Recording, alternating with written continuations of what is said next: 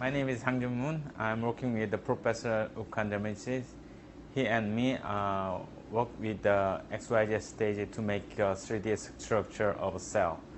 Hi, I'm Pei-Ann and I'm working with the cell printing project with cell encapsulation and media and hydrogels. This is solenoid valve for ejection of a cell and cell mixture of agarose or cell media. The solenoid valve is activated by two signal lines. The signal line comes from a dry board. Here, signal came from here, that line, through that line. That one is the function first generator. So first is generated by our programmed way.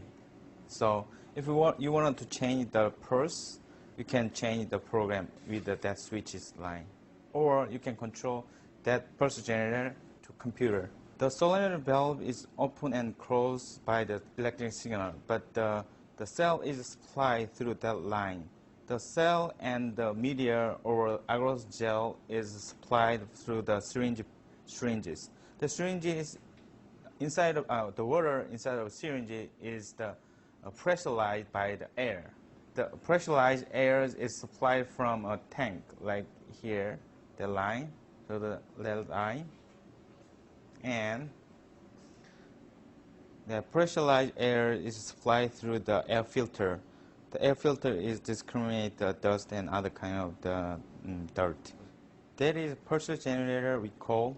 It is generating the signal used for open the solenoid valve or close the solenoid valve. Computer is the connected.